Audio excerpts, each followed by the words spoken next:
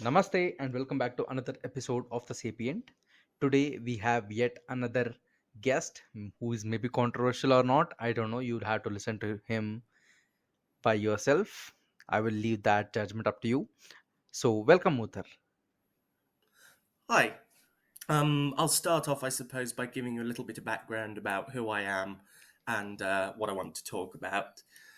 I'm 22 years old. I've just finished a master's degree in law at the University of Edinburgh. Before that, I studied a degree in law at the University of Oxford. Um, for a number of years now, I've been a socialist and I'm active in British left wing politics. In 2015, I joined the Labour Party to support left winger Jeremy Corbyn. Um, I have given public speeches on topics like healthcare and constitutional rights. I have been active in the Labour Party, trying to support them to get elected for a number of years.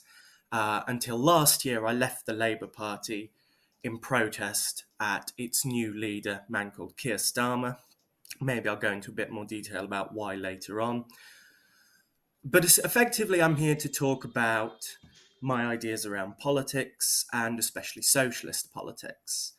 Um, and perhaps sort of address why left wing politics has been stuck in a rut now for so long, why left wing parties in countries like Britain and in other places like France and Germany and all across the world really are not doing as well as one might have hoped they are.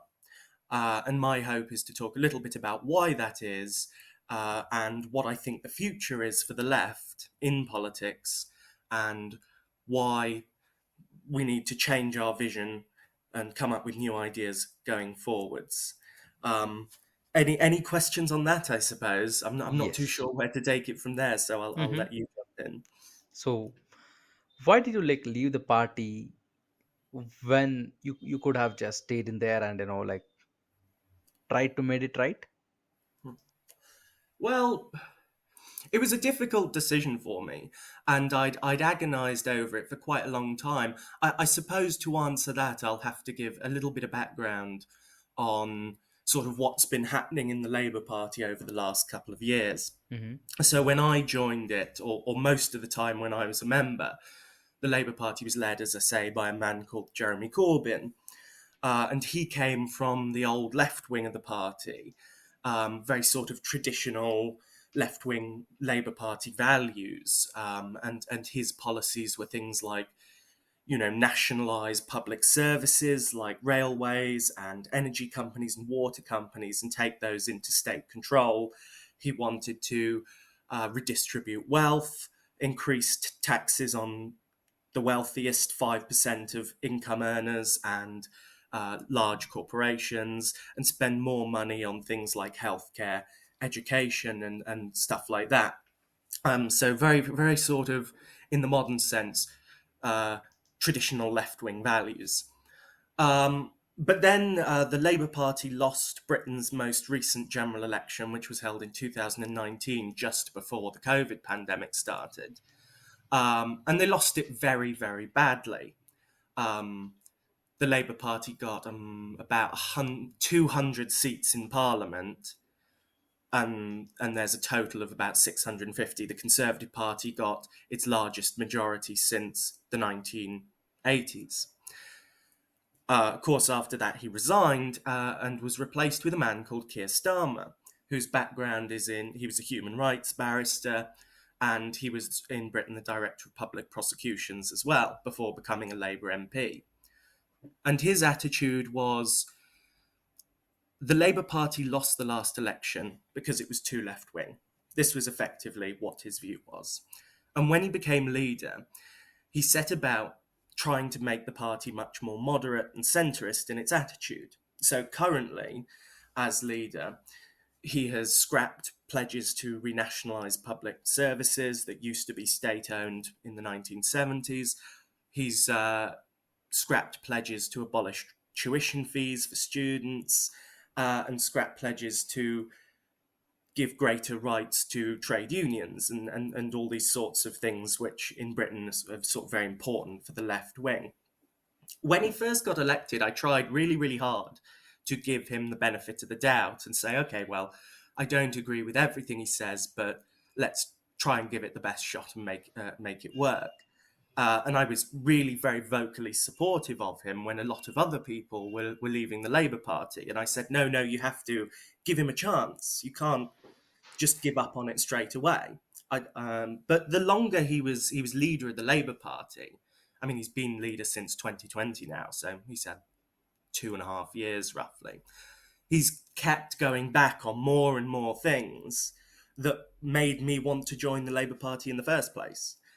Under Jeremy Corbyn, there were a lot of problems, but I felt like Corbyn was a man who really, really cared about the lives of ordinary people and working class people and people who are perhaps the underdogs in our society.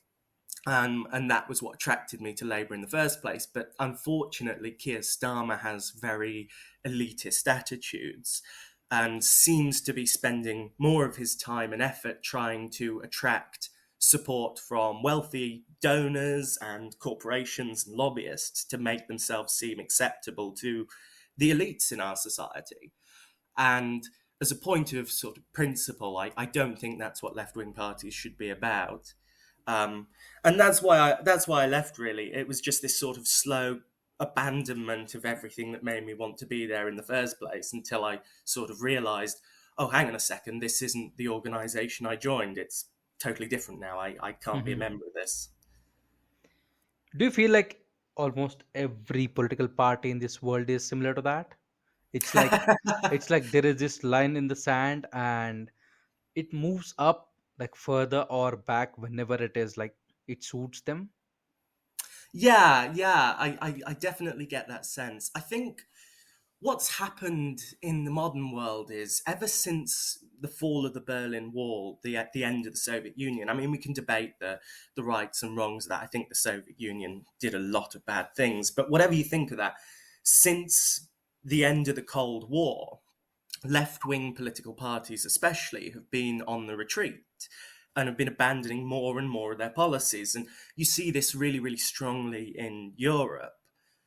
With the Labour Party in Britain, the Social Democratic Party in Germany, the Socialist Party in France.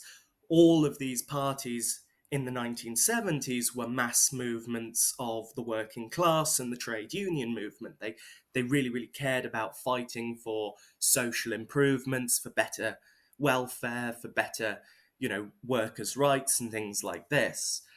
But since the 1980s and the sort of right wing revolution brought in by Ronald Reagan in America and Margaret Thatcher in Britain and various other world leaders, and then the end of the Cold War just shortly after that, it feels like the left wing are out of ideas and can't appeal to the people who used to vote for them and can't appeal to new voters either.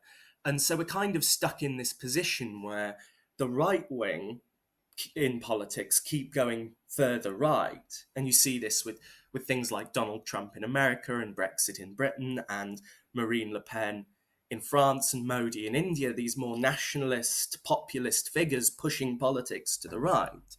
And instead of resisting that and saying, no, no, actually, there's a different way of doing things, we can be a more unified society, we can have more social values, we can look after everybody, the left wing are chasing their tails to catch up with them. And it's not the right strategy. Instead Hmm. of trying to show people a different way of being, that the left wing are instead moving further and further across that line in the sand. Hmm. Got it. Here is what I think about politicians.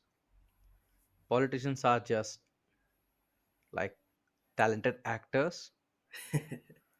um, and here is something that someone said that elections are not about manifestos or policies. It's a popularity contest between two people, to see who is more charming, and whoever can put their point across more firmly or with more clarity, like, just wins the election. right? Yeah, I totally agree with that. I think a lot of people feel that way. And again, especially more so in recent years than it used to be. Like in Britain, we have loads of politicians, like our current Prime Minister Rishi Sunak, leader of the Labour Party Keir Starmer, Boris Johnson. All these people are what I would call all spin and no substance. It is just a popularity contest. They're trying to appeal to the newspapers and the TV stations and make themselves look good, but there's no ideas there. People are not having, or politicians rather, are not having the same debates that they used to about the kind of society we want to live in. I don't think it's always been this way. You go back to the 1950s, the 1960s, and I think politicians were a very different type of person. I mean, I'm sure, there have always been crooked politicians, sleazy politicians, but the sense I get is that in the 1960s and around those times, people were willing to have more ideological debates about what kind of world we want to have, what kind of system do we want to live in. And this is why, having a strong left wing and a strong right wing is so important, because you get that debate. Nowadays, as you say, it's not about the manifestos, it's about the personalities, because all the different parties basically agree with the same fundamental set of ideas. We live in, I guess you could call it a neoliberal age. We live in this sort of global capitalist world now, and all different kinds of political parties have accepted that. Margaret Thatcher famously in Britain said in the early 1990s, she said, there is no alternative. And that's why our politics are just becoming a popularity contest, Hmm. because nobody's willing to give an alternative. Hmm. Yes. And it, like I have like I'm not as intelligent as you. Like I'm just an average person. um Here is what I believe. If you want any hope for this world, is there has to be just three simple rules for politicians. You cannot do business, right? You cannot dwell yourself in commerce. You cannot trade. Okay. And third is, like, you are susceptible to be a public figure. I see, a lot of shit thrown around from right, left, center, top and bottom. I'm pretty sure in next 10 years there will be like top wings and bottom wings. I mean, there has been so many like this new terms that really do not make any sense and almost are pretty similar, in ideologies and how they look at the world. I feel like just simplify it, just bring it down to a very basic level. um and there is another term, I think you would like to debate on. It's the part of equality. So Mm, my question is, what is your definition of equality? Because I am highly against it, just to even start. okay.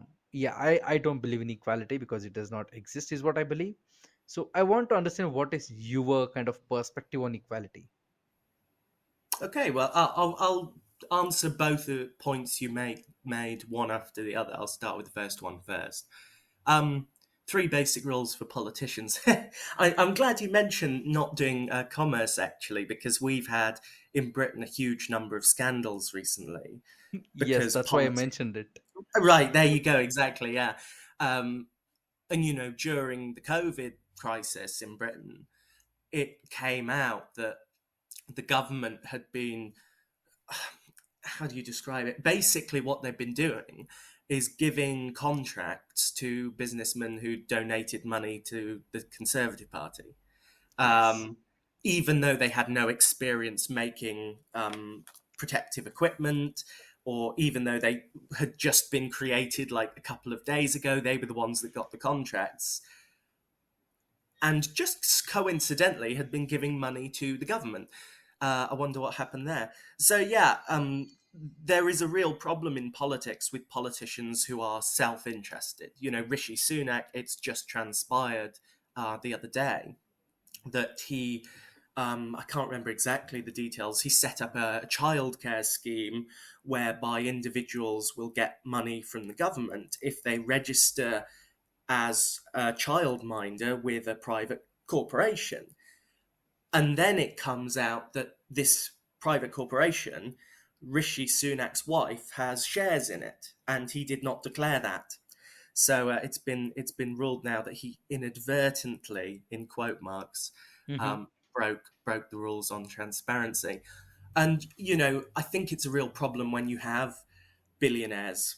I hate to say it, like Rishi Sunak in politics. I'm sure he's a lovely person. I don't have anything against him as an individual, but politics is meant to be for everybody. And of course, somebody who is in the top, 1% of our society is not going to be able to represent the needs of ordinary people. You see him going around. In fact, there was one item in the news a while ago where Rishi Sunak had asked a homeless man if he was in business. And it's like, very out of touch.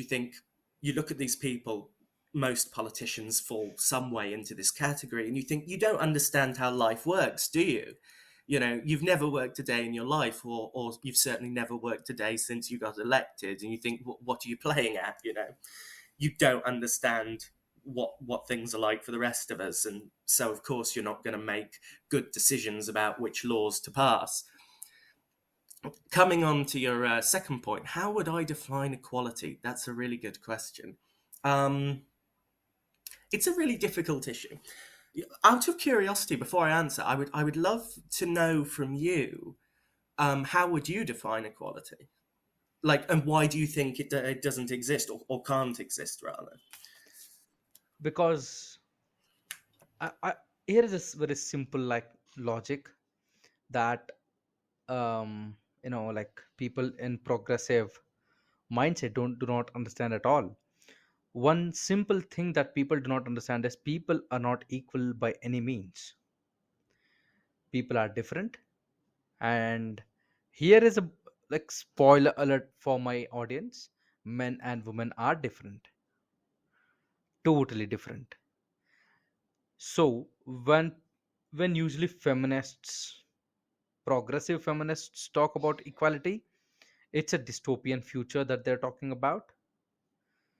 um, because whenever I have seen the topic of equality comes up, then they gave the smart ass answer of, you know what, it's not equality of result, rather than it's equality of opportunity. And I'm like, you are the dumbest like person I have ever talked to or spoke to. Here is why. You see, when there is there is this whole conversation of equality, right? Big equality. Nobody talks about pay discrepancy in fashion industry. Nobody talks about pay discrepancy in HR, that is human resource. Nobody talks about pay disparity in nurses in different countries between men and women. What they always talk about is C suits, like CEOs, CMOs, and blah blah. And then this they talk about equality in terms of higher positions, that is having quota in parliament, local boards, and all these things. And I'm like, yeah, that's literally the I think that's the definition of cherry picking. You're just choosing what is right for you. You don't give a shit about equality.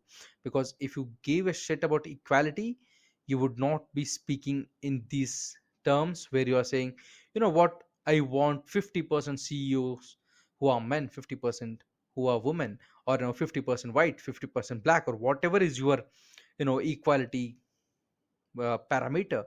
And I'm like, I don't think you want that. Here is why. If your father had a heart attack, you want the best surgeon, the best cardiologist to be there, not the one who is there just because of equality, right? So that's what we call it a skill hierarchy. And when people talk about equality, they always forget this skill hierarchy that people have. It's this famous bullshit story by Oprah Winfrey. I think you might have heard of it, where she quit a show because she was getting paid less than a man to do the same job, right? Okay, my question is, if you truly believe in equality, did you make sure that all of your staff was always paid the equal amount, like absolutely equal? If you got $1, your staff also has to get $1. I don't think so, right? Because not Mm. every staff of Oprah Winfrey's show today is settled in Hawaii. It does not happen. So this whole idea of equality is just like a bullshit scam that people want to do, just either because they're just feeling fucking depressed, they don't have shit to do, or because they are eyeing for those positions that would not be available to them otherwise. Interesting. Yeah, I see where you're coming from. Sorry, bear with. Mhm. Yeah, I see where you're coming from. I don't necessarily agree with all of it, but I think you do raise an important point, which is, well, I guess what you could put it down to is it's the difference between liberalism and socialism. And I'll come back to this point in a second, but like to give some context, I think one of the biggest problems with the left in today's world is you go back to the 1960s, 1970s. I mean, we did, it must be said, have huge problems with misogyny and racism, and to a large extent, I think we still do. There are hate crimes. People, even sadly, even in today's world, you can still get beaten up or murdered for being the wrong race or the wrong sexual orientation. And so discrimination is something that does definitely happen. But there has been a marked change in the socialist movement, which a lot of people have talked and written about in recent years, which sort of started in the 1990s after the end of the Cold War. That was when everybody, all these left wing political parties, sort of made peace with capitalism and said, okay, we're not going to fight the free market anymore. We're going to get behind capitalism. And, people like Tony Blair in Britain and Gerhard Schroeder, who was the Chancellor of Germany at around the same time. All these left wing political parties gave up on fighting for economic justice and said, okay, we will accept the inequality of capitalist society. But at the same time, they said we're going to put greater emphasis on, I guess, what you could call social equality. So the Labour Party in Britain, when it was in government under Tony Blair, they did not, give greater rights to trade unions. They didn't try to bring back a better level of regional inequality. They did, however, legalize same sex adoptions and civil partnerships and focus on stuff like that. And they did have anti poverty measures as well, though arguably it was really a drop in the ocean. But whenever you think of it, the point is that when the left stopped fighting for economic justice, they sort of replaced it with this vision of social equality, which is exactly as you say, equality of opportunity. Everybody is not equal under capitalism. There are extreme inequalities of wealth, but everybody should have an equal chance, regardless of race, regardless of sex, regardless of sexual orientation, and so on. And I think, sad to say, a lot of working class voters abandoned left wing parties because of this, or at least in part because of this, because they saw these left wing political parties supporting right wing economics and making the poorest poorer and the rich richer, and then spending a lot of time talking about, as you say, feminism. And I don't think feminism is a bad thing in and of itself. I believe everybody is born equal in the sense that, nobody should be discriminated against. I hope that that's an uncontroversial principle. Nobody should say, not be allowed to get a bank account because they're a woman. Everybody should be able to vote, things like this. But what the left stopped doing was trying to challenge the huge inequalities of wealth that existed under capitalism, and this left a lot of people behind. And when you see, huge amounts of people in formerly, left wing working class areas like Pennsylvania in America, the north of England here, who used to vote for left wing parties and now vote for right wing parties, this sort of sense of abandonment is part of the reason why. And they have this sort of view which is, you know, oh, these bloody liberals are spending more time talking about black people and women than about the real working class. And I think it's a cynical view and it's a bitter view and it's not very helpful to anybody, but you can chart where that comes from. And it comes from the failure of working class political movements to stand up for economic justice and to challenge these massive corporations that really control the world in a certain sense. Um, but where we go from here is very, very difficult because I do think, you know, most people accept in principle that there is a certain sense of equality we have to strive for.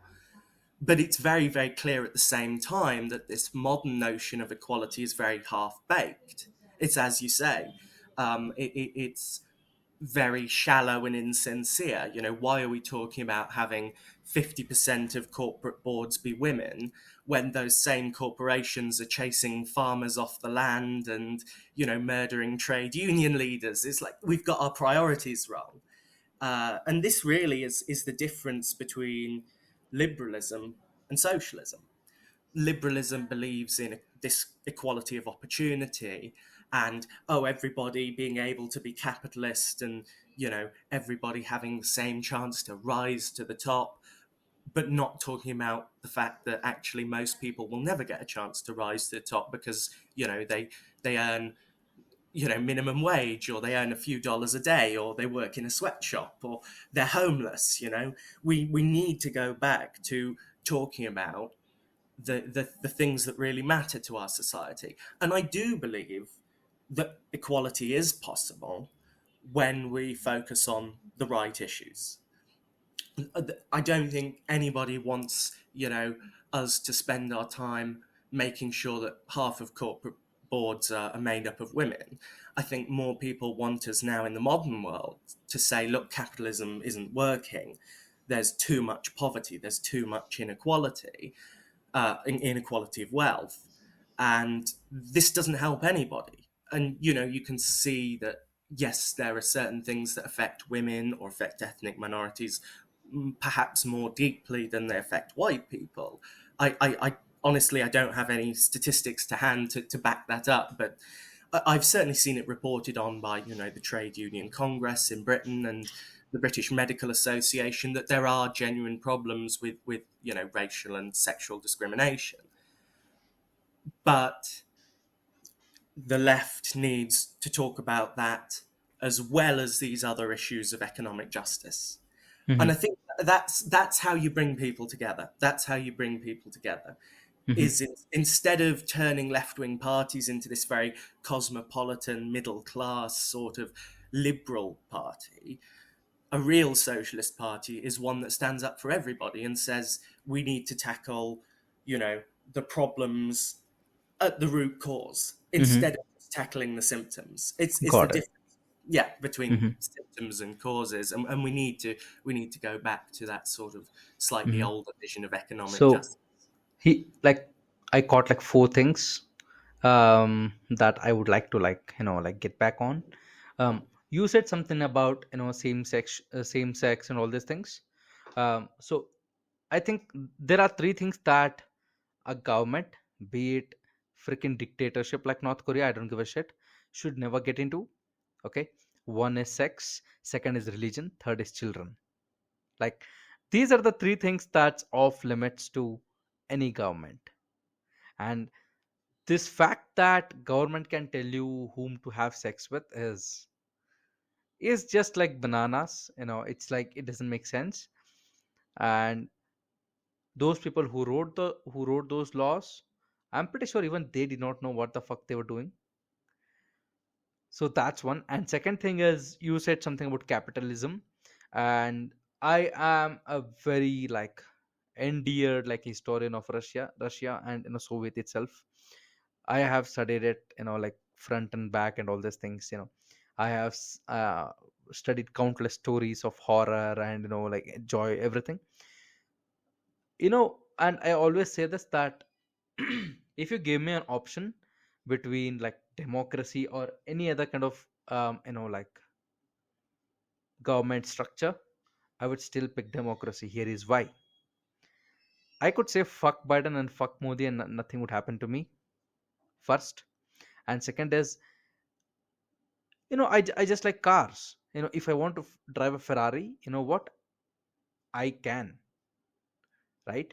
It's all about, because it's interesting, you talked about coal workers, coal mine workers. And here is something sad about them, that is they're just hardworking people. Like, their brains are like peanuts, maybe. I'm not criticizing them, I'm just making a joke. They are genuinely hardworking people. And I feel like any apart from capitalism, any other kind of social structure will always discount hard work. And you see, like, there are coal miners that I have, like, I don't know them, but I have seen them changing their profession from coal mining to oil rigs or to something else that they like. And the fact that people are blaming, like, capitalism itself, saying, capitalism is like the fucking evil. I'm like, okay, let's chill and just look at it for a second, right? If you look at it, there is something called as repurposing of skills, right? In India it happened. In India there was an arms and ammunition factory that closed down. So central government was like, okay, these many people in this community are going to be affected, and we know that. What do? We come out with schemes where we repurpose their ability to work hard. So there are plans like, manrega, and like many labor works where you work for the development of the country, but government pays you, and they pay shit amount, like, truthfully. But that's an option, right? If you have nothing, something is better still. So that's one way. But if you look at West Virginia as a state, right, it has like, it has like shitload of like coal mine workers. Like, why don't you put them in doing something positive? Just build a school instead of giving it out to a private, private contractor, right? You train people, you train. And people who are willing to work hard will always learn faster. And I feel like, like, it's not the fault of capitalism, it's the fault of politicians and the way our governments are set. Because as you said with Rishi Sunak, like, he fucked up big time now, isn't it? And um people think that they're smart when they do something wrong, but they're not.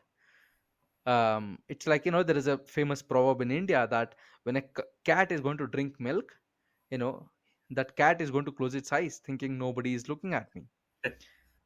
But everybody knows that that cat is stealing milk, right?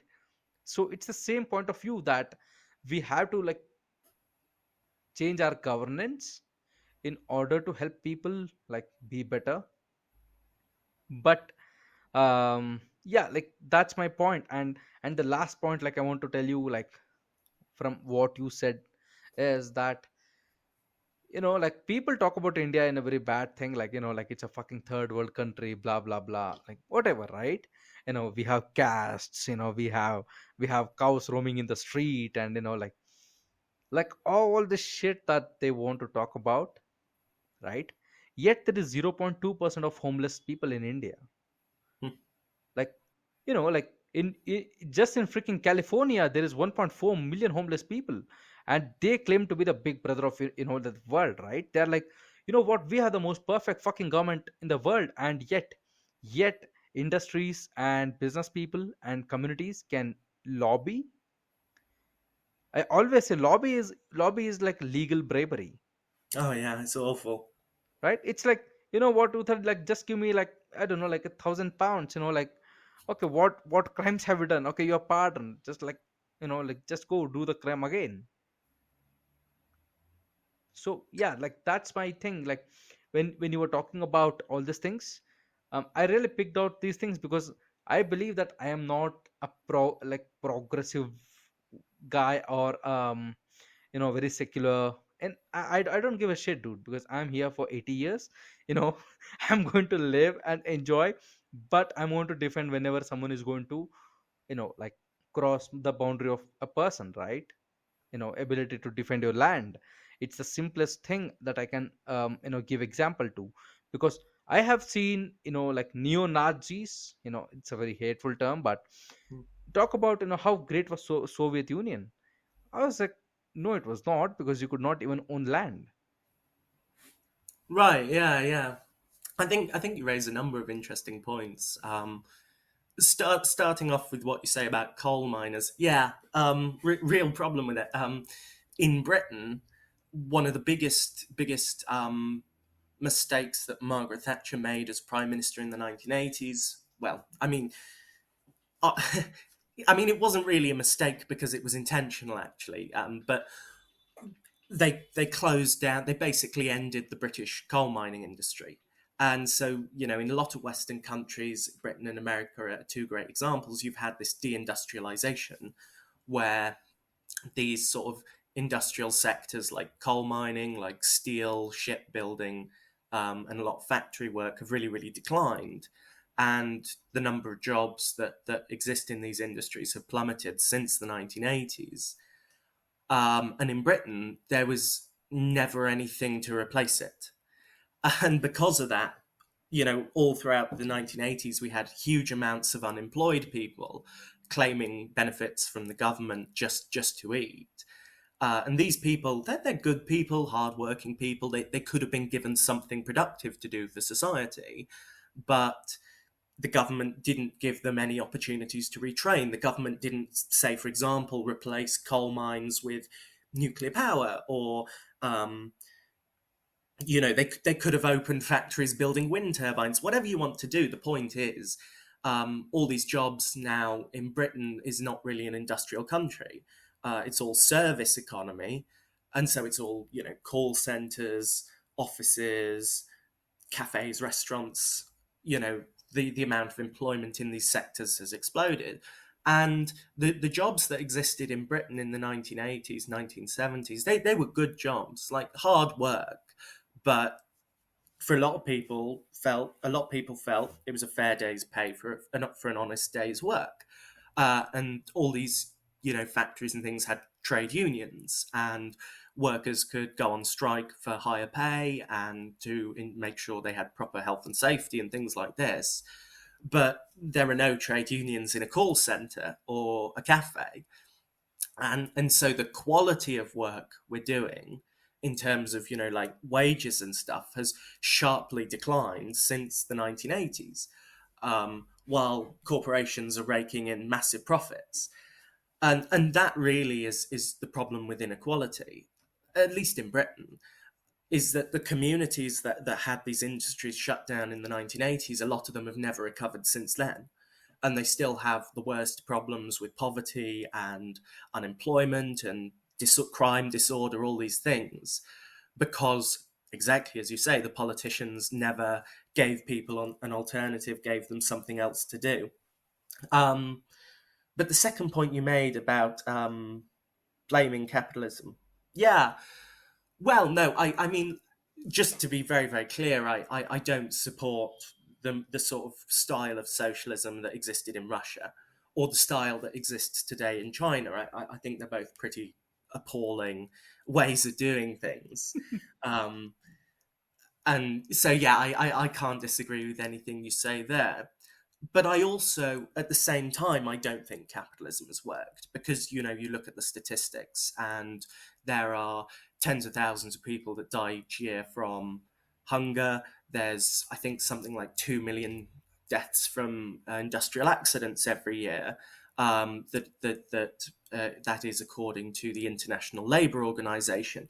Look at the Bhopal gas disaster in India. That's a perfect example of capitalism in action, if you like. And the problem with the capitalist system is, and again, I'm not saying Russia is the right answer to it, but the problem with capitalism is that everything under capitalism, literally everything you can think of in the world, is a commodity to be bought and sold for money. And so corporations have to look for the cheapest way to make things and sell things, the biggest profits, because if they don't, somebody else will, and they will go bankrupt. It's competition. And Market competition is a race to the bottom. The corporation that wins will be the one that can pay its workers the least money, that can cut corners on environmental regulations, pollute the earth, cut corners on health and safety, dangerous work. It's all about the money. Decisions are not made because they benefit the community, but actually, businesses are forced to make the best decisions for themselves and the worst decisions for everybody else. And I'm not blaming capitalists for that. They're doing what they do. They are trying to run a business. They have certain economic rules they have to follow, or else they'll go, as I say, bankrupt. The problem isn't with the people, it's with the system that forces them to compete in this way. Let's talk about transformation, real transformation. Imagine a program that doesn't just reshape bodies but reshapes lives. That's exactly what Prison Fit is doing. Born from the struggles and stories of prisoners, Prison Fit is rewriting the playbook on fitness, nutrition, and second chances. With Prison Fit's bodyweight exercise guides, cooking books, and re entry programs, they are empowering incarcerated individuals, parolees, and anyone else looking to level up their fitness and mindset. But Prison Fit doesn't stop there. They have designed an incredible introduction to small business course that's already graduated hundreds of in prison students. And get this, graduates have a recidivism rate of just 6.7%. Now, here is where you come in. This January, Prison Fit is running a Kickstarter campaign to bring their mission to life, publishing 2 exercise books, expanding their website, and scaling their small business course statewide. They have set a minimum goal of $35,000, but with your support, they can reach a $60,000 stretch goal and make an even bigger impact with equipment, materials, and graduate rewards. So, if you believe in second chances or just want a fitness guide with serious heart, head over to kickstarter.com and search Prison Fit. I repeat it, go to kickstarter.com and search Prison Fit. Your pledge fuels transformation because every workout, every lesson, and every success story starts with someone like you. Join Prison Fit today and let's build a future where fitness and hope go hand in hand. And forces them to cut corners and exploit people just to keep running. And I think what we need to do now as a society is sort of look at these basic rules that make our society the way it is and come up with a better system. And I think there is a better system out there, and hopefully that's what socialists are fighting for. And I think it will be democratic. It has to be democratic because democracy is the only system that can guarantee people an equal voice. The Communist Party in Russia and China, just like, as you say, every other politician in the world, they're in it for themselves. Mhm. They were never doing it, or, well, maybe once they were doing it to help people, but certainly for most of the Soviet Union's history, for most of the People's Republic of China's history, the decisions they've made have again been very beneficial to the people at the top and very bad to the people at the bottom. So I certainly agree that democracy is the right answer, but it can't be a capitalist democracy because of this market competition. If you want outcomes that are good for people, you have to have a more egalitarian society that is not driven by this need for profit. So yeah, that's what I'd say on that. Really, I think it's about a new way of doing things. It's not about going back to the Soviet Union. It's not about authoritarianism or telling people how to live their lives. It's about saying, look, we shouldn't live in a world dominated by corporate profits. We should be Mhm. making decisions because they're good for people, not because they're good for corporations. Mhm. And here is what I believe out of what you said. Like, I understand and I agree that there has to be a better way of doing things. But I present to you again an Indian example because that's where I have lived. Like that's the topic I'm an expert about. Back in from we got an act passed which is called as LPG. That was liberalization, globalization, and privatization. That was back in 1996. That opened all doors for India. Like whatever India is today, it's because of that. Any development that you have seen now, what happened is just like little bit history, 30 seconds thing. In From 2000 to 2003, we started becoming heavily dependent on China for manufactured goods and services. So it was like, okay, if I can build something for 10 rupees, or let's say a 1 pound, China is able to do it for 80 cents, you know like extremely cheap, right? And for almost until 2013-14, we were extremely dependent on made in China. Like it went to an obscene level where people would not purchase products from made in India. They would think this is an inferior quality, and a lot of companies suffered during that time. But but in 2014-15, when the new government came in, they said, right, you know what, like this circus has gone long enough. So we are going to like put some kind of contingency plan where we are going to systematically yet slowly get rid of this bloodline that is running from China, because not only there are neighbors, they are our enemies. They are land grabbers. Like Trump is a pussy grabber, China is a land grabber. So we were aware of that issue. And like it's really interesting because before 2013, China used to just encroach on our land, and we would not do shit because our economy was dependent on them. And here comes a fucking savage asshole, whatever you want to call it, the prime minister, as he came and he said, what, no more Chinese products. We don't want to invest money in developing trades now. Let's build indigenous products. And he was mocked for it. Like lot of countries mocked. They were like, how the fuck are you going to do something that China is already doing? And he was like, what, we will have higher costs on the product. And that's what we saw. Initially Indian products were costly, little bit, compared to Chinese products. And even till today, in some categories, that kind of price difference exists. But we as a country decided that, what, like we are going to be indigenous and control our economy where our people are not losing out. Because before that it was just importers and exporters making money. Now even the retail person who is selling stuff on the streets is earning money because it's Indian made product. And because tariffs are different, he's going to get lower margin and subsidies and etc etc, right? So I just want to give this out as an example to those people who are listening. India is not a perfect country by any means.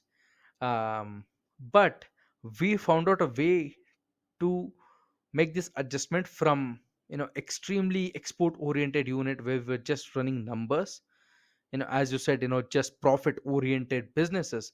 From there we went to something like indigenous. Like we are like, okay, what, it's going to be costly, it might suck a little bit at the start, but we are going to develop everything on our own. And like, I know I am talking too much as a host, but you know this is something that we've always learned. Because if you look at India's history, United States always hated us. I don't know why. Okay, it's like it's in their DNA.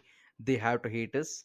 So when we went to them, asked for, because we have our own space agency, so we went and asked for vacuum engines. And they were like, what, you might use it for like a terrorism purpose. Sorry, you were saying something. Congratulations on the recent moon landing, by the way. Thank you very much. I just want to give you one small fact about it. Everybody says, like this particular mission was very cheap, right? Like it's very economical and that and this. So I just want to give you one small idea of how like cost efficient it was. I'm just calculating. Yeah. So like per kilometer, how we when you rent a car, you measure the cost per kilometer, right? Like how many Mm. kilometers did the car run, and you divide the cost by that. um a seven-seater car in India, if you go on a rental, it will cost you somewhere around 22 rupees per kilometer. That's around 21 0.21 pounds. Okay. And here is like ISRO's figure. They went from Earth, from the moment it launched, to the moon at just 0.15 pounds per kilometer. That's the cost. Oh wow, that's impressive. Yeah, Oh, so that's like that will cost you lesser than a motor vehicle would cost you. So God. yeah, anyways, I just got sideways there.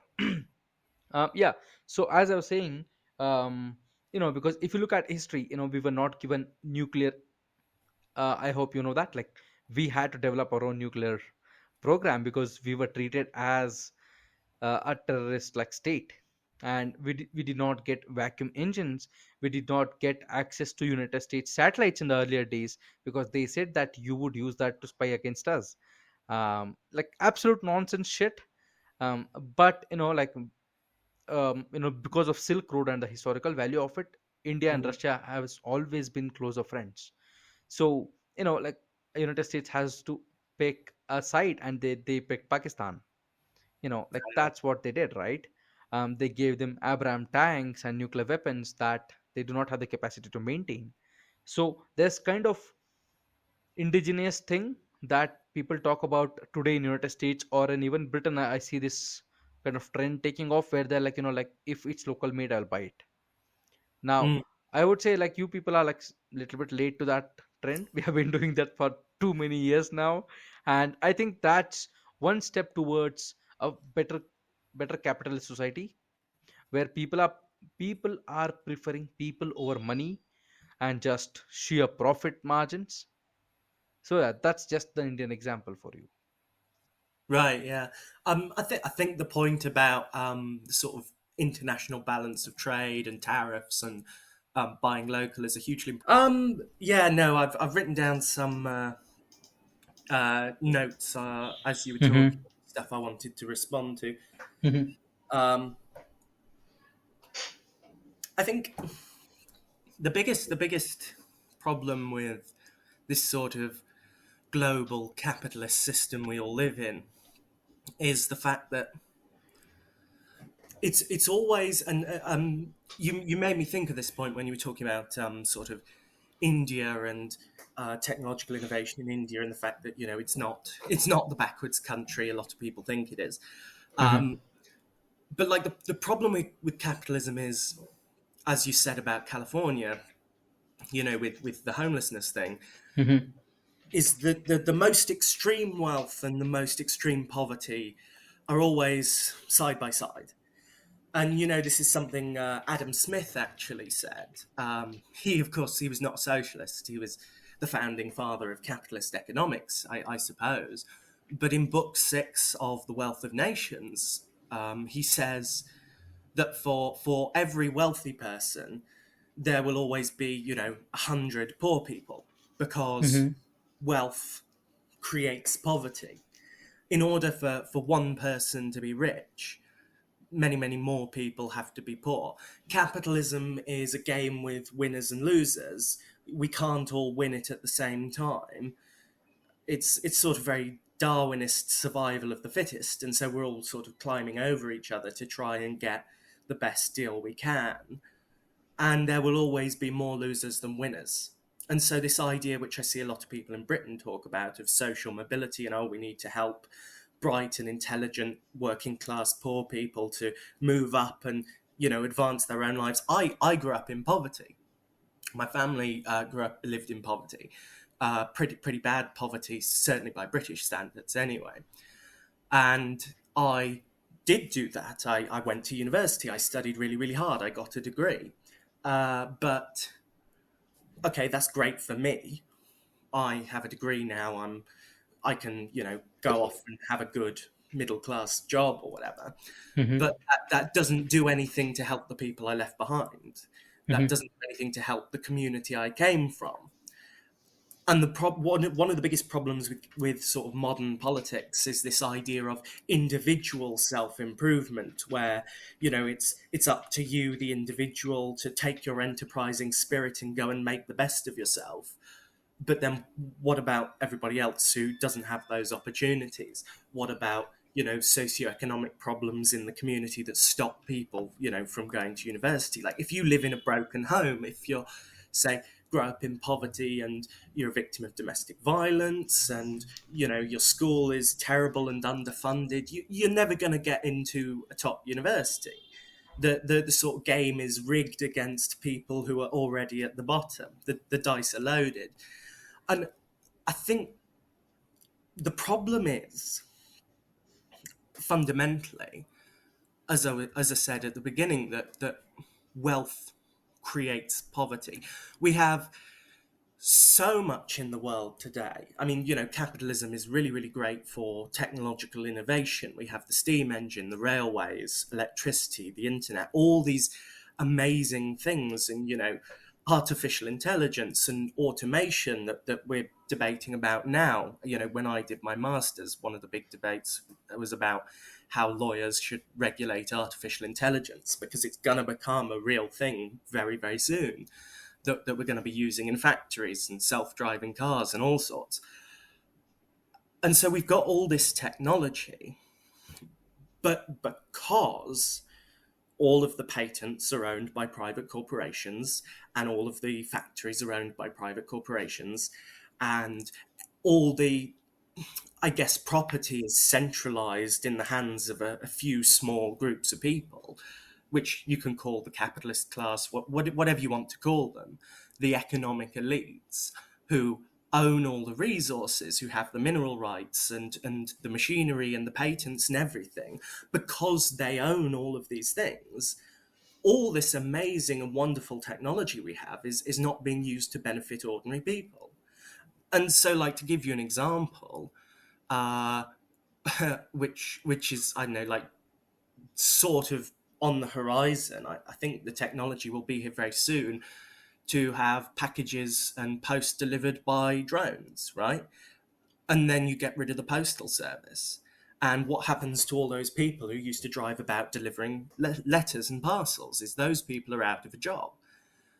And they have to, cope as best they can, try and find another job, probably with a lower salary, or retrain, which is a long and expensive process for a lot of people, or go on to state benefits and ask for a handout from the government. It's mad to me, and to all socialists really, that we live in this world where technological advancement actually is bad for people, because it means they lose their jobs and their livelihoods. We should be now embracing modern future technology to make our lives easier so that we can all work less. But instead, all these new inventions just means that we have to work more harder, that we're more desperate, that the people that own the machines, the factory owners and so on, the industrialists, the corporations, get to keep an even larger share of the profits, while the man on the average man on the street is out of a job and has to go begging for scraps. And so that's the first point, is the problem with capitalism is that extreme amounts of wealth create extreme amounts of poverty. The Okay. other, oh, um I'll let you respond on that. yeah, Go on. just a short point is, I believe and I know for a fact that one person accumulating wealth, right, does not necessarily lead to another person's poverty. Because here is a great thing about capitalism is, wealth can be created. Like, there is literally infinite amount of wealth if you're able to create a value to the society. And the one thing is, like, what you said is, like, like, all these industrialists have machines and money, and poor people are always poor and all these things, right? Yeah, like, we had a term called as zamindars are those people who own like shitload of lands, like thousands of hectares of land. And most of the third generations, third generation, uh, grandsons or granddaughters today are poor. And that's not because of capitalism, or it's not because of government. It's just that people don't know how to hold on to money. And you said something about drones and like technology replacing humans. And I believe like this conversation has been going on for probably like 1,000 years now, that tools and things are replacing people. And here is what I believe is, technology always comes for the lowest hanging fruit. And those people who have no skills, or maybe not have attempted to like learn new things or better things. For example, you are a lawyer, right? Even if I wanted to train an AI model, I would need you, right? I could never get rid of you, because you would be an integral part of that particular system. Because then that AI becomes your servant, right? It is making your work easy. Now imagine a person who is a typographer, right? Or a person who is just taking notes. Of course he's tend to be really like replaced, because he has lower skill. And most of the times the problem is people are not really putting their efforts. Because, no, I'm not saying like they don't want to study or they don't want to work, but they do not have enough guidance and time in their life, you know to put proper effort into these things. And yeah, of course, capitalism always will and has benefited those people who are willing to outwork other people. Because you and me could both be working in the same law firm, right? As like executives or whatever you want to call it as. And I could like earn like 10 times more than you if I just work smarter. And now if the conversation revolved around, okay, why is Ganesh earning 10 times more than Uther? That doesn't make sense, because the obvious reason is I outworked you, or I had better skills. So this conversation or debate around like people are getting replaced by machines, it has always been going on, and it will continue to do so.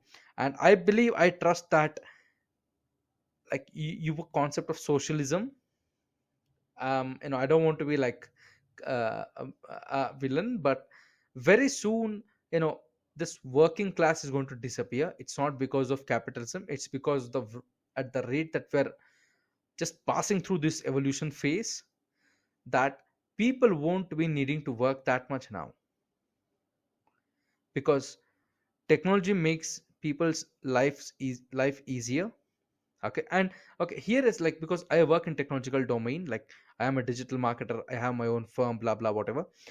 Like, if I don't serve you, you're not going to even talk to me, like you don't give a shit about me, right? Now I have seen other socialists talk about, like technology is not being used to betterment of life of people. I'm like, it has been used, but it's just in so early phase that people have not adopted it yet. You see today, I don't know whether you have seen this or not.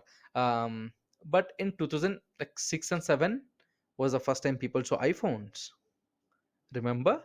And I'm 26 years old. Okay. And if you talk to my generation and you ask how do you pick a call, and we will show this symbol. What does this stand for, kids? This is a telephone. It's a landline. It has a fucking wire, and it does not work, and you have to pay like fucking huge amount of money to do this, right? If you ask my niece how to pick a call, he or she will do this, right? Because there's a fucking slab.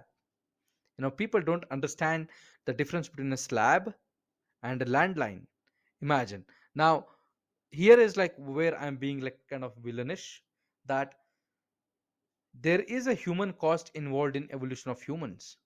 Like, you nobody can argue against it. There is always human cost involved in evolution of humans. And yeah, unfortunately, like hard working people who just want to keep working hard and not smart always get caught in this, where they're like, okay, I don't know what the fuck to do now. and I know this one skill, that is to drive around and to deliver, and I don't know what to do now. Now, that's the kind of, like, situation they have gotten themselves into. But here is where I am grateful for, capitalism. Totally going against your narrative. I did not study digital marketing. I studied accountancy, right? So just plus and minus and division, multiplication, all this bullshit. Like how to book balance books and all these things. Now I picked up digital marketing as a passion, and I developed it as a skill, right? And from this conversation you might be understanding that I am pretty similar to a chipmunk in terms of intelligence. Okay, I am not like a highly intelligent person. No, I'm not. I'm just an average person. But this kind of capitalist world where, I want to benefit from you and you want to benefit from me, has given me this opportunity to change my domain. And I did not even know that I like digital marketing. I Here is it, like, there's a true story. I went to an accountant job. I did for a month, and by like second month I realized I will probably fucking die at 30 if I do this shit. And I got out of his next day and I started doing digital marketing. Now, like, that's the opportunity that that kind of capitalism has given me. And certainly, as me as a small business owner, I understand what you're talking about. Big companies, you know big people, let's say, like the people who have everything bigger, right? Now, I understand that, but I also understand that if I'm able to work smartly, you know I can also surpass them, or I can be the next big guy here. Yeah, I get where you're coming from, and all power to people who do go and do that. Like, I don't think anybody has a problem with people who do learn new skills, who do make the best of themselves. I think it's a great thing. But the problem is, or the problem with that is that, oh well, like, how do I describe it? I'm trying to think of the words. As I say, the thing about like capitalism is it's great for people who can take advantage of it, but unfortunately, the number of people who can do those things are always going to be very very small in number compared to the rest of us. And there's always going to be this huge number of people who get left behind. And I totally agree with you. I think these traditional working class jobs, industries are on the way out. We're going to have a very very different economy in the future. But the problem is not everybody can learn to be a lawyer. Not everybody can learn to go into IT, tech, whatever. And what do you do with those people? Because they're going to be out of a job. And I'm not saying that's a bad thing. I think technological progress it's a fact of life. It's a good thing. It makes the world a better place. But like, like, you go back to the first industrial revolution in Britain in the sort of early 1800s, and when factories first started being created, a factory worker would earn, I don't know, like two. I can't remember the exact figures, but point is, first factories, right? They were skilled jobs. You had to learn a skill to work in a factory, and so these people were quite well paid. But then 40 years later, by like 1810, 1820, factory workers earned barely anything at all because of the spinning jenny and huge advancements in the ability to pump out cloth very very cheaply in textile mills. And so all these skilled workers got de-skilled by innovation and new technology, and suddenly found themselves living in absolute poverty, unable to feed their families. And like, yeah, it's fine to say, well, I'm all right, Jack. I can do it. But not everybody can, and not everybody will be able to. And I know you say that yourself. You recognize that there is a cost to human evolution, that there always has been in the past. I don't think anybody would disagree with that. I think on balance, most people would say that the Industrial Revolution was a good thing because we have computers and vaccines and all this sort of stuff as a result of it. But it does have a huge human cost, and the question you have to ask yourself is it worth it? Yes, if it's necessary, but I think socialists believe that there is a way to do this a way to get technological innovation in a way that doesn't leave people behind, so that we How? can have a society where everybody can take advantage of new opportunities. If, like, I'm just giving an example, if, for example, land resources, industrial equipment were under public ownership instead of private ownership and belong to the whole community instead of to these sort of big industrialists, that would benefit a huge amount of people, because these technological innovations wouldn't put people out of a job. They wouldn't leave people homeless and starving on the streets.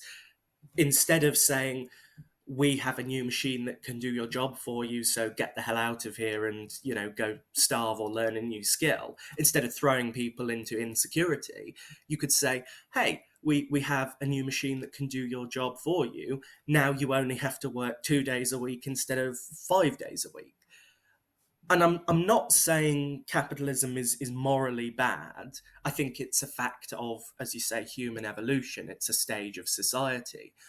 But now that we have so much advanced technology in the world, we create more than enough food to feed everybody in the world. We have, more than enough economic growth and productivity to spread around, so that people don't have to go hungry or, live in houses that are falling apart.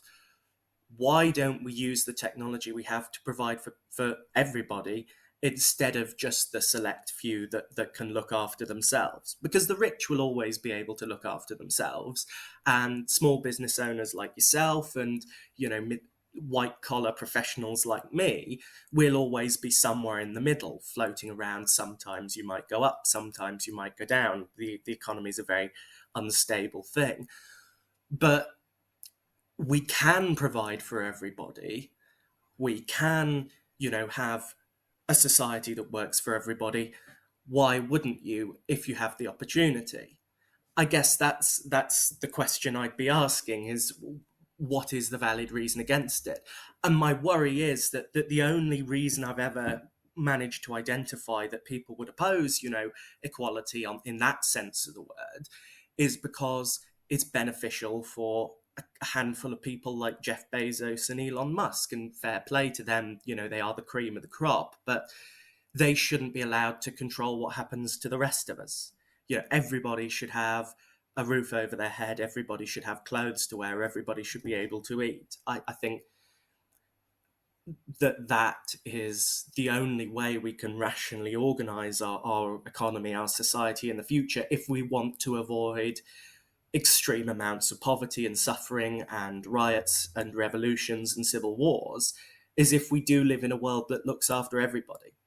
And with problems like climate change and new opportunities like exploring outer space and going to other planets, I think now more than ever in the past, we desperately need to act as one world, as one race, the human race. I think it's an argument about the unity of everybody living on the planet, because we can do it. We have the technology. The only thing that we lack is the political willpower to make it a reality. Hmm. Got it. Here is like what I'm picking up. You know, I think you are on a very right path. I would say, because you are, um, you understand this in a very different manner than I do, of course, and that's a great thing about human brain. Um, you know, It wouldn't be much of a debate if you just agreed with everything I said. So, yeah, yes, absolutely. I don't know where I heard it. It said that if you and me agree, there is no need for one more person. Yeah. So I feel like, like there's people like Jeff Bezos and Elon Musk and blah blah blah, right? Okay, they are, like rich people, but you have to understand that they're just one bad investment away from just disappearing, right?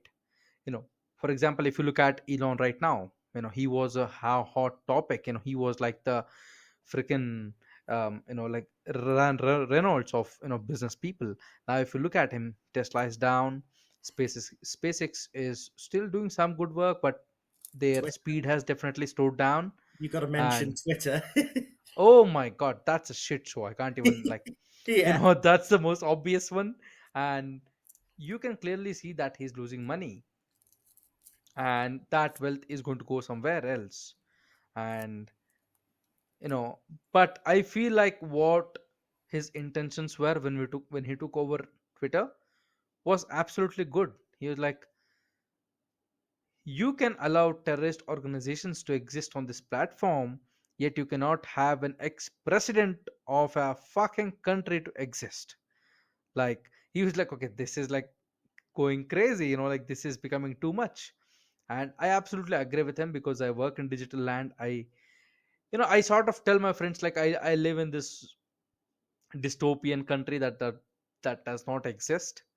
That's this digital landscape that today we are looking at, and I see that you're not a citizen of it. um yeah. So, like, I feel like, like the future is more of just fucking chill and relax rather than um work hard. And it's a sad news for people, and I understand. And because one of my colleagues were talking about universal basic income, and I was like, you do not have a fucking idea what the fuck you're talking about, because trust me, if you paid me how much I get paid right now, I would not work. you know when people talk about politics and people, they treat it as a number rather than people. They have to understand that people have emotions, people are dumb. Mm. People also make fuckload of wrong mistakes before making even one right mistake, or one right decision. And right mistakes do happen all the time, but it's very rare. And the fact that people talk about universal basic income and talking about equality, I'm like, okay, what is zero? Zero is there because it's the minimum denomination. Now, in India, if you gave everybody 1,000 rupees, then 1,000 rupees would become zero. Mm. Like, people do not understand that about economy, right? When people talk about universal basic income, I'm like, you talk about quality of life, you talk about stuff that they would require rather than money. If you said, okay, what, if everybody received 5 kilo of rice, that makes sense. What, okay, because people need to eat. Okay, 5 kilos might get them through 20 to 25 days of food, right? That's something that anybody, any even a donkey can get behind. But when people talk about money as an incentive, when they say, what, Uther, you and me, you are a doctor, I am a fucking hobo, you get $1,000, I get $1,000, why the fuck would you work? Right, exactly. Yeah, yeah. I think you're absolutely right there. I'm not personally in favour of the UBI, but it's an idea a lot of socialists seem to quite like, and I never understand why. For exactly that reason, I don't think it would work. I think what we should be talking about is universal services, like you say, food, water, electricity, housing. All these services should be provided to people as a basic human right. And that's a far better solution than just giving people a bunch of cash and saying go spend it on whatever you want. I mean, but like at the same time, um, yeah, I think you mentioned oh that was it. You mentioned Elon Musk and people like that. Yeah, they are just one bad investment away from losing it all. And if you gave everybody an equal amount of money and said, okay, we're not going to have any inequality of wealth, everyone's going to have exactly the same number in their bank account. Within 100 years, we'd be back in exactly the same position we're in now. It wouldn't work for a second. I It's think I think you're overestimating humans capacity. Just give us like 2 years. yeah, yeah. Well, I think you might be onto something there, but certainly it wouldn't work for very long at all. The problem isn't with inequality of wealth for its own sake. The problem I think is within the whole sort of basic laws, like economic laws, but also like legal rules of the system that well, I think it's a very old fashioned idea amongst socialists. Karl Marx certainly talked about it. It's not a very popular idea now, but one of the first ideas of socialism was to abolish money altogether. Um, Sorry. yeah, and I think, it would be great if we could be in a position where that could happen. There are people who say it can. There's the World Socialist Movement, which is mainly based in Britain. There's a group called the Socialist Party of Great Britain who say that socialism means a moneyless global commonwealth. And they So how actually would have we a trade? Like, yeah, it's a good question. I'll answer that in a second. But I was just going to say first, they sorry, also yeah. do have a branch in India called the World Socialist Party of India, based Hmm. in Calcutta, as it happens. So Yes, you you can know, go. the state where communist people take shelter. Huh? Oh, right, really? Yeah. I see, I see. So these ideas are out there. I'm quite in favour of a moneyless society myself. I think it could work. The question about trade is the question everybody asks me. Is oh, how would we buy and sell things? How would we trade things? But the whole point of a moneyless society is that you don't need to trade things. And the thing about this idea is it can only exist now. You couldn't have a moneyless society 1,000 years ago in the Middle Ages because we did need to trade things to survive. But in the modern world, where, as I say, we have more than enough food to feed everybody on the planet several times over, I think the phrase a lot of people use is material abundance. Things on our planet today are not scarce. We have more than enough to go around. So instead of Sorry, but buying, I don't think so. oh yeah, Just in go food, on, just go in on, terms of tell me food. your thoughts on it. Okay, so I am heavily into farming. Like, I understand farming way too much. Okay. Natural farming, organic farming, chemical farming, whatever the fuck you want to call it as. Like, I have studied like agriculture way too much, because I'm passionate about food. Because the day it stops to rain, we're all fucked. You Mm, know, yeah. our iPhones can't do shit then. You know. So yeah, I truly think that there is not enough food in the world to go around. If everybody was fed, how much they should be fed. Yeah, that's literally not possible. I mean, we would need heck load mode of work in science to achieve that. Yeah, so sorry, Oh, that was my one point, that we don't have enough food today in today's world, and we are probably like, people who don't do farming. It's very interesting for them when I say that.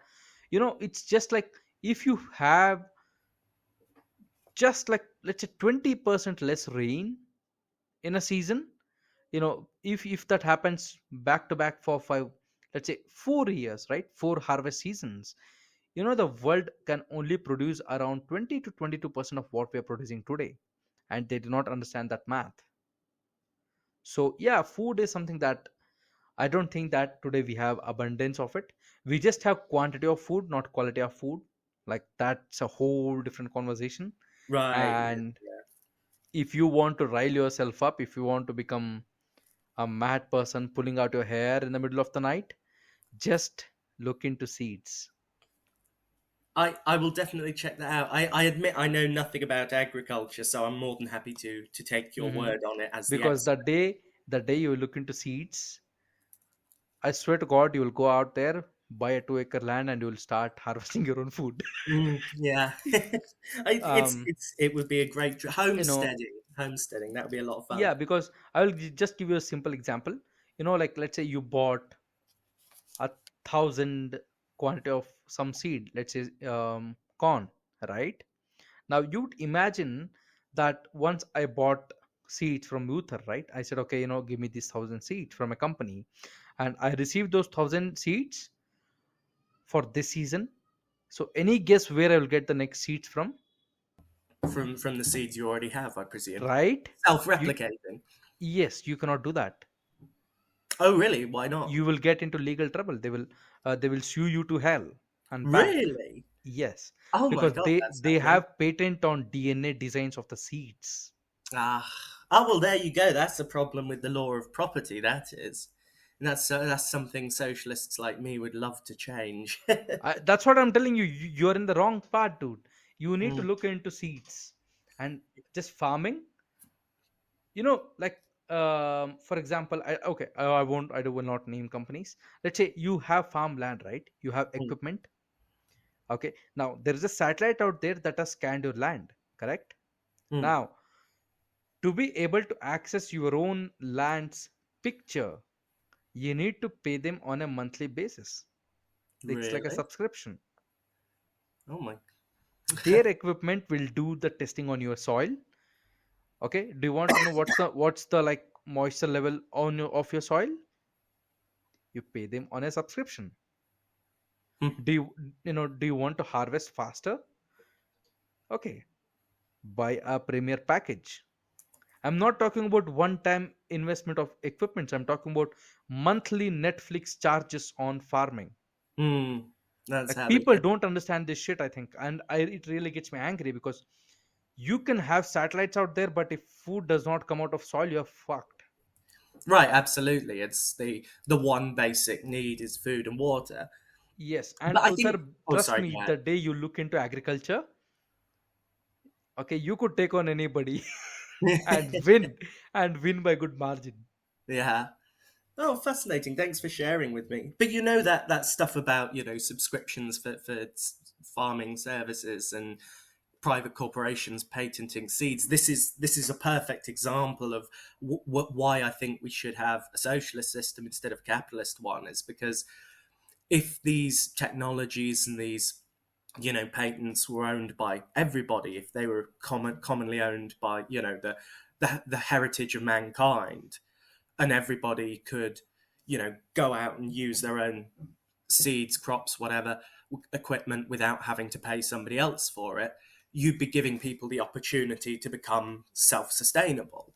And that's what socialism is really all about at the end of the day. Yes, it's equality, but it's also autonomy, giving individuals the chance to live their own lives without having to beg for work from large corporations or for government welfare.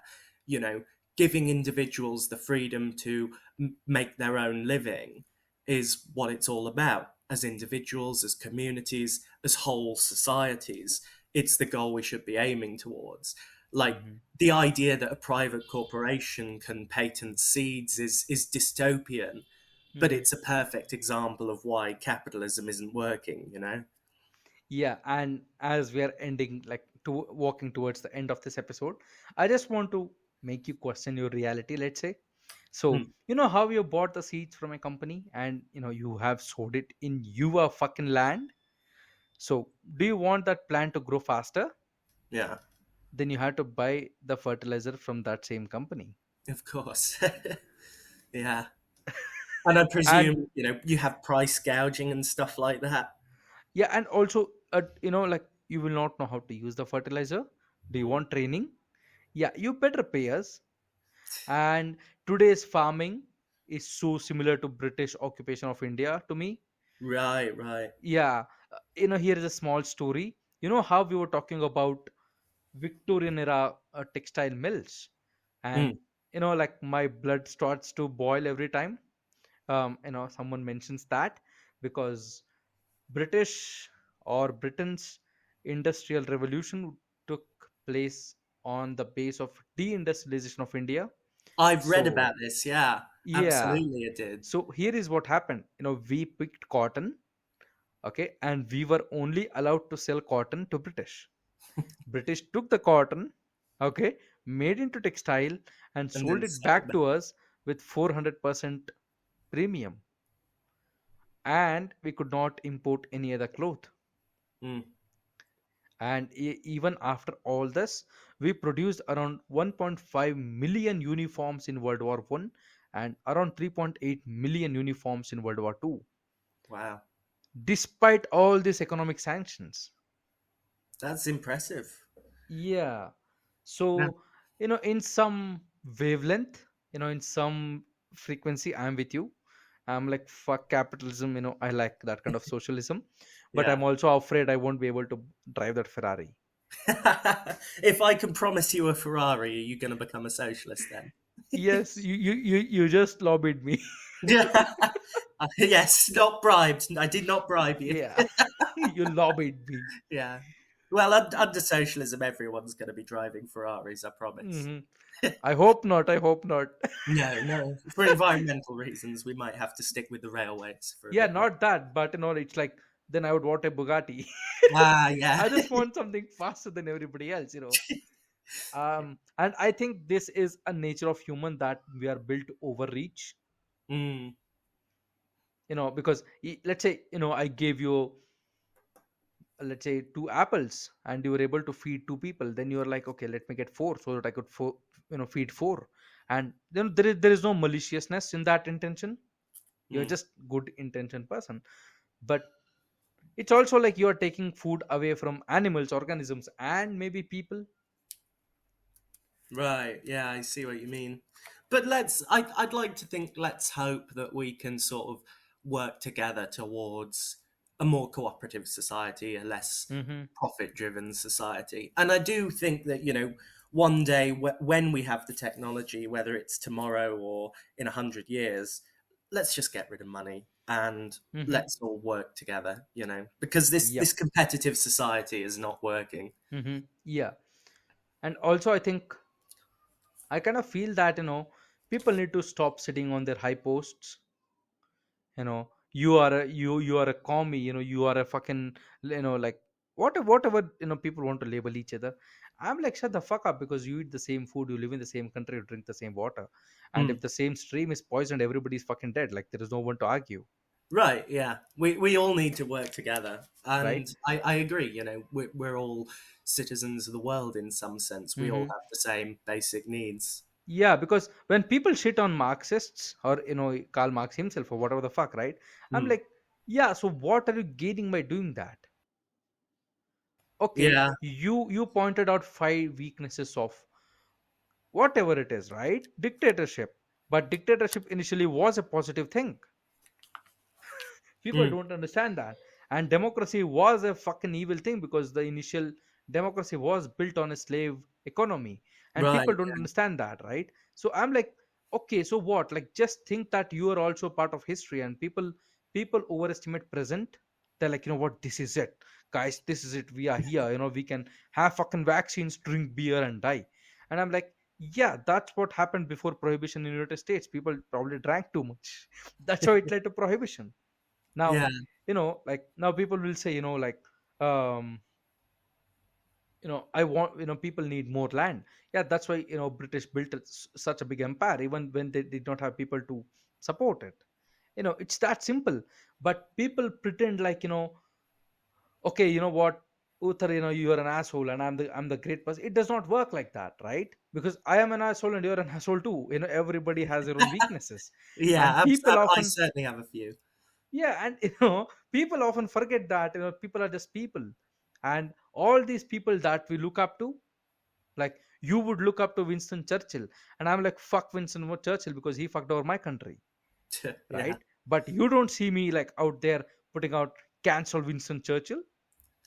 I think a lot of British people are doing that at the moment. It's a big debate. But Yes, yeah, yes. I think we're arguing over the wrong things. I think we're Yeah, and also we are so, like, fixated on wrong ideologies. We are like, you know what, either I want socialism, or I want capitalism, or I want fucking dictatorship. Okay, let's try to find a middle ground here, mm. right? Because let's say if I was in British, right? If I was a British right now, you would vote for left wing, I would vote for right wing, but we would have to live in the same flat. Yeah. Right? Your flat is built with the same cement that my flat is built with, and I hope it's a good quality. Yeah. Right? I mean, what I'm trying to like make people understand is, people are just people. Like, they eat, shit, drink, and breathe. It's the same thing that every animal does on this planet. And people become civil when they're developed. When they're very comfortable, they're civil, right? Because Mm. Uther, Bill, trust me, if there was food shortage in this world right now, me and you, we would not be sitting down like this, No, no. right? So it's like civility is necessary for us, but we also have to understand people are just people. Like, Now everybody says, Nigerians are scammers, Indians are scammers. Yeah, you know why? Because it takes lot of brain to scam someone. Mm. Right? Sorry, it's just a weird joke. It's like, why are Westerners scammed so easily? Because they're self obsessed. Mm. Interesting. Maybe you're onto something. I don't know. Hey, look, these scammers are just people learning new skills in the marketplace. Yeah, they're just Supply finishing and you demand. out of your own money. And you see, and people like people say it's robbery. I'm like, no. If you say that scamming is robbery, then you have not seen a real robbery. Mm. Right? Because the degree of violence and the degree of stress a person goes through a robbery and scam are two different things. Because one's a savage act and another is a magician's act. you know That's a great way of putting it. I'd never thought of it like that before. right? So it's like people don't. And also, like, why do Nigerians do that? Or why do people do that? Why do even Indians do that? Because they don't have other opportunities to use their like weird ass brains, and they are like, what, let me go scam bunch of people. And even they are wrong in their own presumption of saying, all white people are rich. Mm. Oh yes, absolutely. I'm certainly not rich. If anybody wants to give me some money, please feel Hmm. free. Yes, Uh, and just to end with it, I don't understand white privilege, like, you mean you truly. don't understand the idea of it? I don't believe it. I don't trust it. Hmm. Fair enough. Because um you see, if it was like all cops are white, yes, there is going to be like white supremacy or white privilege, whatever people want to call it as. But when you have all mixed races becoming cops, and working in army, working as politicians, working as policymakers and trendsetters and all these things, it's very hard to say that only black people are targeted, or only Asians are targeted. Because even in United Kingdom, you could see that a lot of Indians get fucked with because of racism. Yet if you see, Indians are the most successful immigrants in any country. It's A lot not of. because, Oh, sorry. yeah, Go on. it's not because like they are sensitive, or they have some privilege. It's just that they don't give a fuck because they have seen harder things. you know because I'm pretty sure, like, if you rear-ended a person in a car in United Kingdom, it would not break out into a fight immediately. Where in India, it's show on, like it's like Smackdown right now, right? God. So it's like, people have seen badder things, and people in developed countries do not understand that. Yeah, I know a lot of people talk about these things as like, oh, first world problems. I'm sure there are Yeah. problems with it. I'm not an expert, Uther, but here is a simple example I'll give you. If you have 10 friends, and because you are from a developed country, I am willing to bet that at least 5 to 6 out of them would be a very diplomatic people. Like, hmm, if you ask them, okay, do you like Michael Jackson? They're like, I don't know, because he was black, but I don't know, he's white. Like, fucking diplomatic people. And that only happens in developed countries. If you come to India, if you ask, do you like Michael Jackson? They're like, yes, I love him, or I don't give a fuck. Like, I don't like him. Because poor people don't have time to be diplomatic. yeah. Well, fair enough. Yeah, I've never been to India, but yeah, Hmm. perhaps there's something in that. To me, it's all about class. It's all about where's the money, where's the power. Those are the Hmm. real questions that matter. Yeah. But in India, the thing that amazes me is we are so fucking different from each other. I mean, so damn different. Like, Well, I mean, you it's a know, whole subcontinent. You speak yeah, different languages, right? we have like 64 languages, dude. Like, Mm. and like multiple dialects, and all of these languages have their own alphabets and grammatic systems. And I'm like, but how do we coexist? Because there is a certain, like, society's code that we just follow. Like, Mm. you don't invite my privacy, I don't invite your privacy. We have built a community where people trust each other, people support each other. And when often injustice takes place, society takes it on them to correct that injustice. Maybe you need a uniform civil code. I don't know. Oh yeah, I absolutely love that. But Uther, one thing in India is we don't give a shit about laws. Really, Yeah. I've heard a lot of stuff in India is quite jerry rigged. Oh, what's the word for it? Like makeshift Jugadu. solutions. That's it. Yeah, yeah, yeah, Hmm. yeah. And I see the pictures of Indian railways in the sort of third class carriages of all the people sort of shoveling on, and I think that wouldn't happen Hmm. in Britain Um, with the doors open. yeah, but also the thing is, in India, you have to understand one thing. Like, the population of Australia and New Zealand, those many people travel on trains every day in India. Like, we are carrying the whole damn Australia on trains on wheels, Wow. and Mm, that's not taking into consideration the public transportation and private transportation that people have of their own. And that's a scale that we are operating at. And Indian Railway is also the largest employment provider in the world. wow. Well, my We my my hats Mhm. off to the Indian railway workers who keep it all Yes, yeah, because there are like 13 million of them. running. um so it's like crazy here. And yeah, of course, if you come from Britain, you might be like introduced to little bit of chaos. But in India, you have to understand, it's all like controlled chaos rather than just chaos. Fantastic. Yes. And like people are far more civil and um, disciplined than Western media would make you believe, especially BCC. Sorry. BBC. Yeah, BBC. Sorry. Yeah, I hate that platform so much. I truly hate them. Really? Yeah, I absolutely hate them. Like, not only me, but majority of Indians hate BBC. Oh, right, Um, right. Interesting. yeah, Do they say because it's biased? it's like this, right? It's like this. If India achieved, for example, the space thing that we just did, Mm, um the fucking BBC anchor said that in India people don't have toilets. Why the fuck are they going to space? I'm like, okay, so what? Like, that's the most like fucking weird comment anybody has ever given, mm. right? Yeah, I think India has a lot more to offer than we're willing to accept. Certainly, I mean, as a law student, I've read court cases from India. I think a lot of Mm-hmm. Indian judges are fantastic. They have some brilliant ideas that Mm-hmm. we Yeah. do learning over here. You know, Mm-hmm.